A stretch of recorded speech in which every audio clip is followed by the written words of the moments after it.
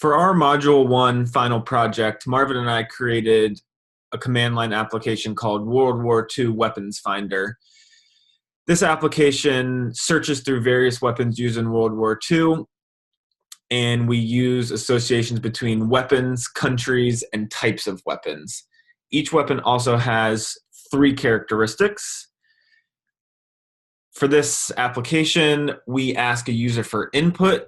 We then store that input, and based on what the user chooses, we provide information about the weapons and countries. So I'm going to give you a brief demonstration of how our application could work. As you can see on my screen now, we're on the welcome screen, which says Welcome to World War II Weapons Finder. It then asks you what you would like to search by. So we list off, you can search through countries, weapons, or types, and you also have the option to exit the program. So if you hit number 1 for countries, it will give you a list of all of the countries. You can then select whatever country you would like from the list. I will choose 4, United States. It then gives you 6 options to choose for the United States. Number 1 is show all weapons. Number 2 is show all types. Number 3, show most popular type of weapon.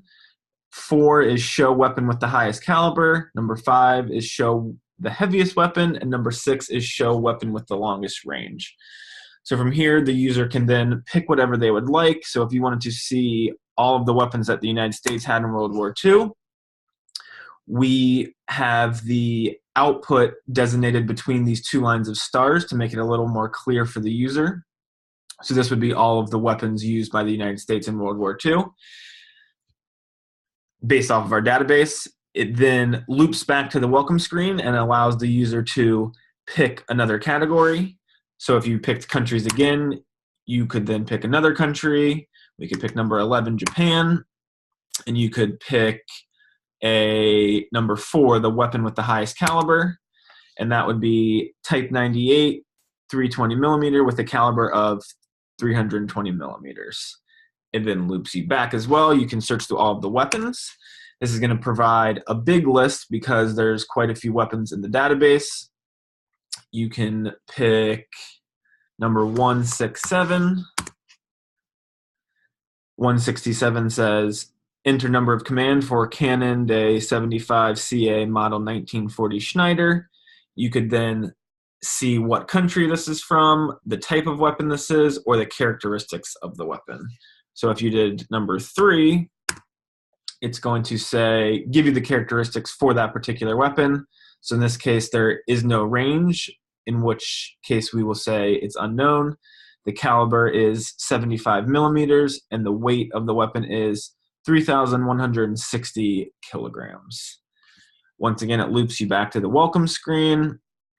You can do weapons a second time, type in 362, for example, and that is the Winchester model 1897. You can hit number 2 and it will show you the type of weapon. That is a shotgun.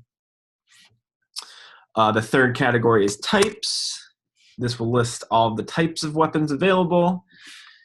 You could hit number 12 for submachine gun. You can then see all the weapons, see all the countries for that type, what country has the most of this type, or see the lowest caliber, lightest weight, or shortest range.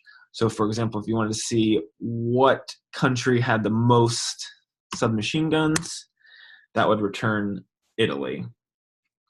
If you hit types again, you could type in whatever number you choose. Number 1, anti-aircraft gun. You could then see number 2, for example, all of the countries that have anti-aircraft guns. So Germany, Italy, the US, Switzerland, France, the UK, Russia, Sweden, and Japan.